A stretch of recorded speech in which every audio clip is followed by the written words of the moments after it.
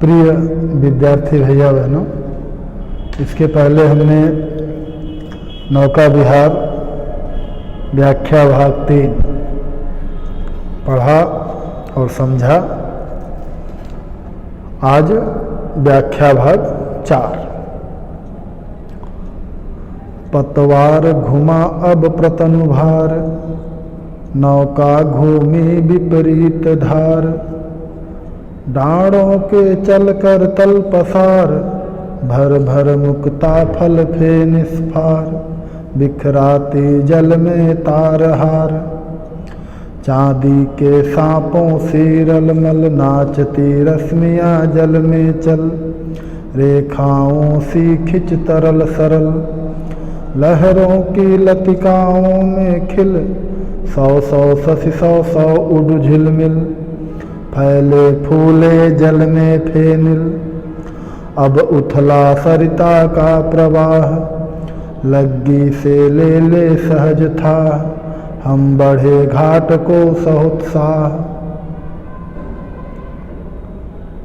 पतवार घुमा अब प्रतनुभार, नौका घूमी विपरीत धार।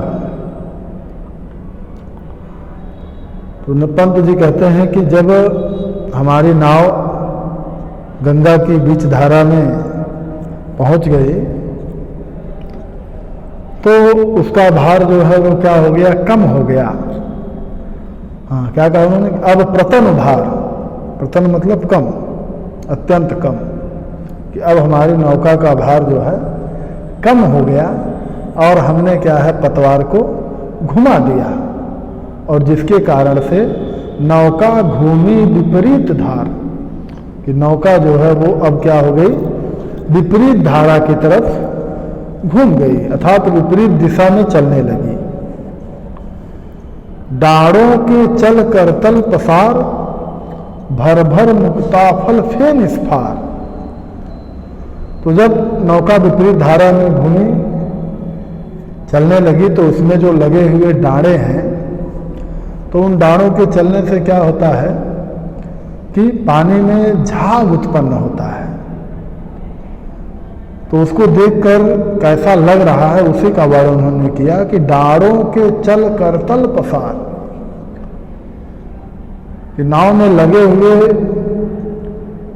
चलते हुए डाँड़े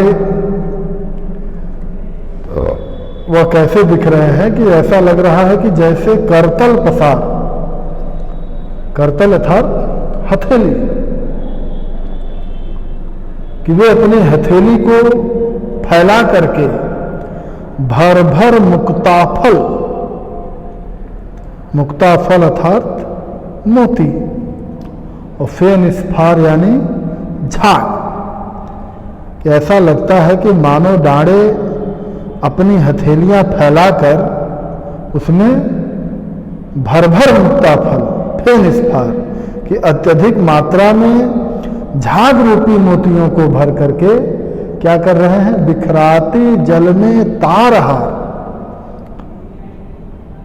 तारहार अर्थात तारे रूपी हार को,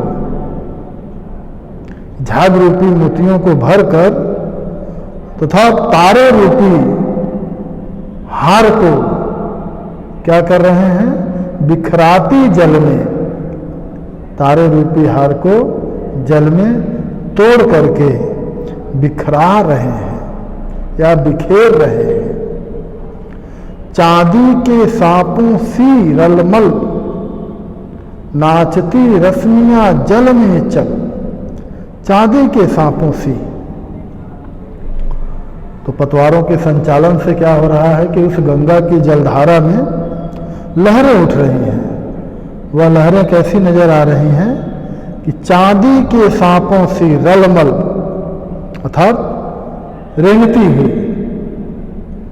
कि गंगा में उठती हुई वह लहरें, क्योंकि ऊपर से चांदनी का प्रकाश भी पड़ रहा है, तो इस कारण से वह लहरें क्या है, चांदी के सांपों के समान रलमल रेंगती हुई।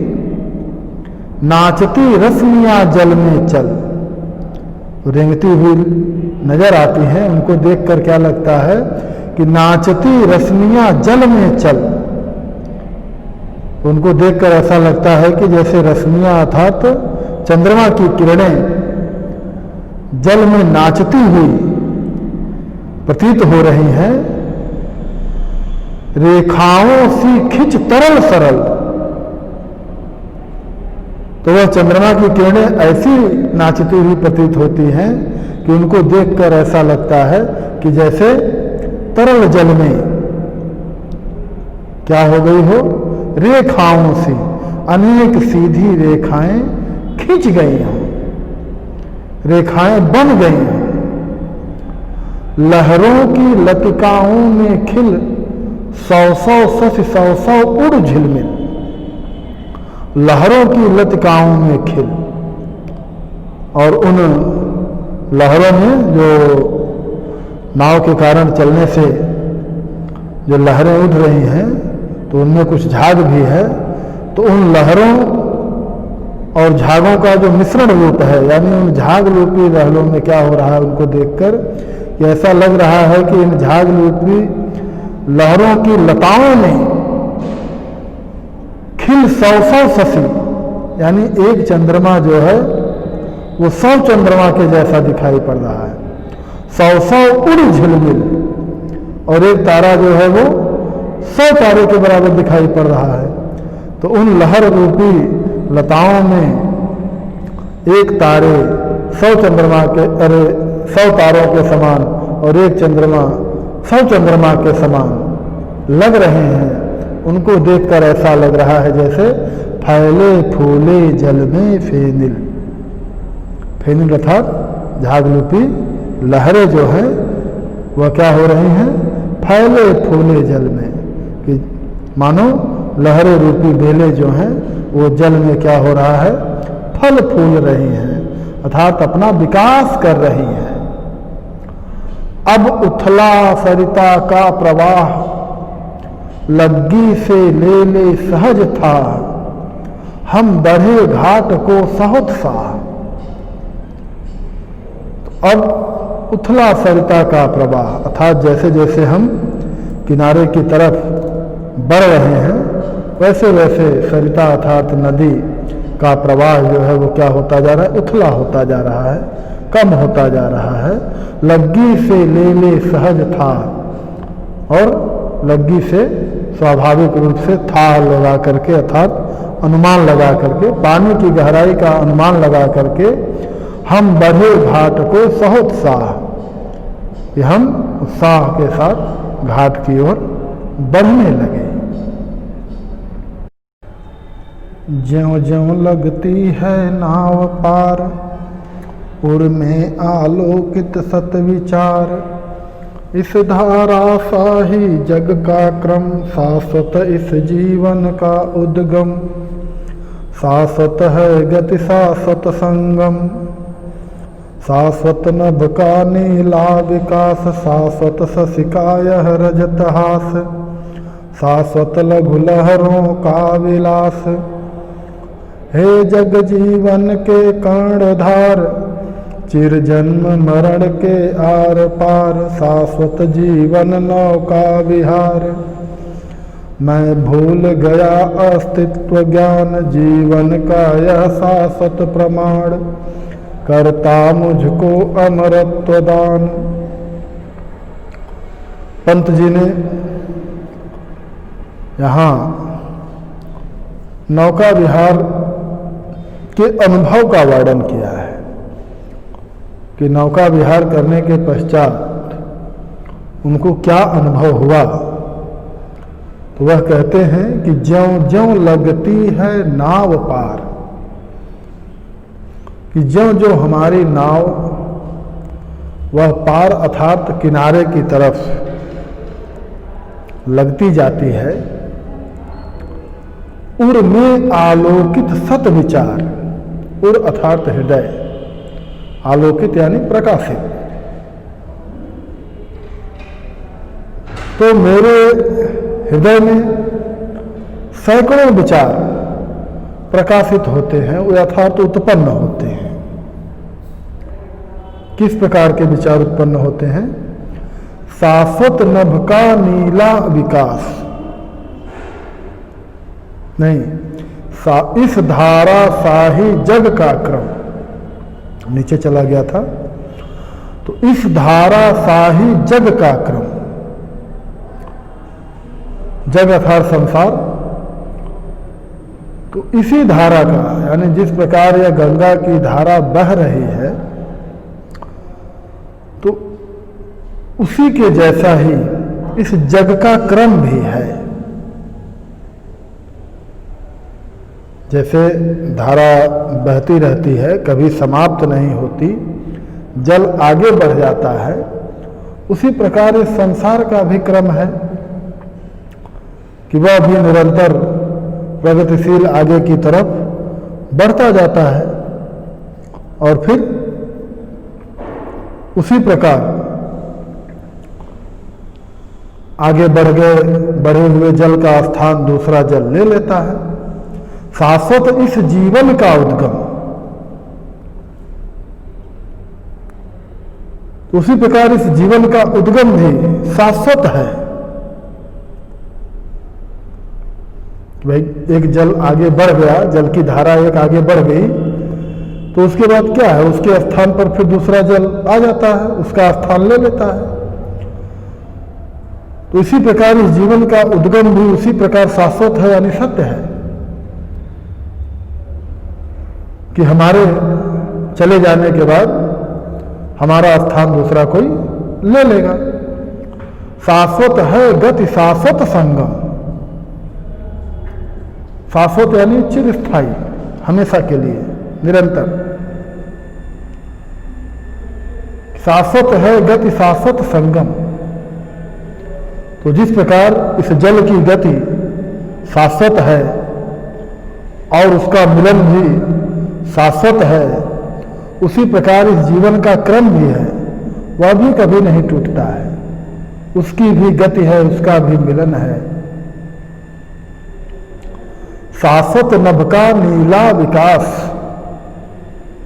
नभ अर्थात आकाश, आकाश का यह नीला विकास,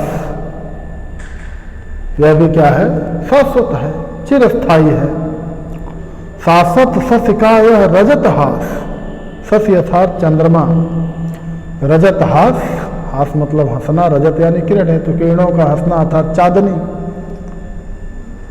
तो शश अर्थात चंद्रमा की चांदनी, वह भी क्या है, शाश्वत है।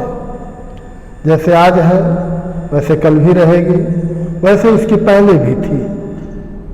शाश्वत लघु लहरों का विलास, लघु लहरें अर्थात गंगा में बहती हुई जो छोटी छोटी लहरें हैं, वह भी क्या है, शाश्वत है।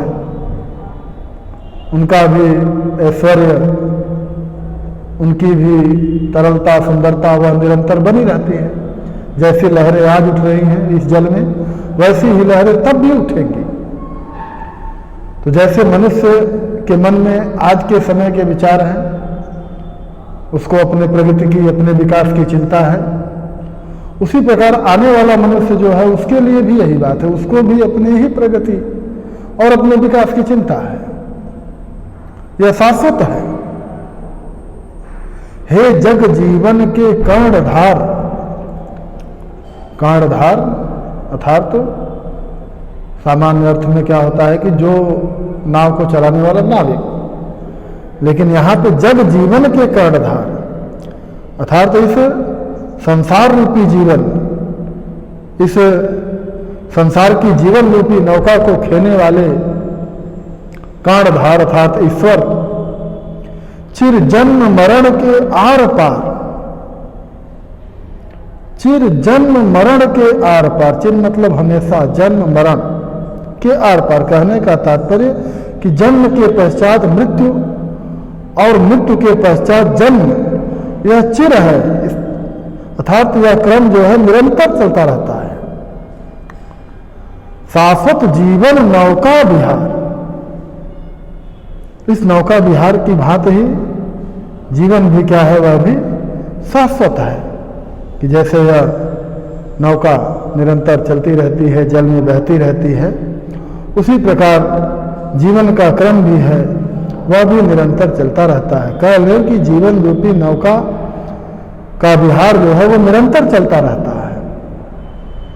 मैं भूल गया अस्तित्व ज्ञान, जीवन का यह शाश्वत प्रमाण, कि मैं इस बात को भूल गया था, अपने अस्तित्व के ज्ञान को भूल गया था कि वास्तव में मनुष्य क्या है, उसका जीवन कैसा है, सत्ता क्या है, इन सब बातों को मैं भूल गया था। जीवन का यह शाश्वत प्रमाण करता मुझको अमृत दान। लेकिन जीवन की शाश्वतता किस प्रकार से है, जीवन की निरंतरता किस प्रकार की है, तो उस जीवन की निरंतरता को यह जो जल रूपी धारा का प्रमाण है प्रस्तुत हो रहा है कि हमारा जीवन भी निरंतर इसी जल की धारा के समान चलता रहता है। तो जल धारा रूपी यह प्रमाण क्या है, वह मुझको क्या कर रहा है, अमृत दान, अर्थात मुझको अमृत प्रदान कर रहा है। कि जैसे यह धारा निरंतर बहती चली जाती है, उसका स्थान दूसरा कोई ले लेता है, यह कभी समाप्त नहीं होती, तो उसी प्रकार हमारा भी जीवन है कि यह निरंतर आगे की तरफ बढ़ता जाता है और दूसरे अन्य लोग इसका स्थान लेते जाते हैं। तो जीवन की शाश्वतता का जल धारा का यह प्रमाण मुझे अमृत प्रदान कर रहा है, अर्थात अमरता प्रदान कर रहा है। आज यह आपका नौका विहार सुमित्रानंदन पंत का यह नौका विहार शीर्षक समाप्त हुआ। धन्यवाद।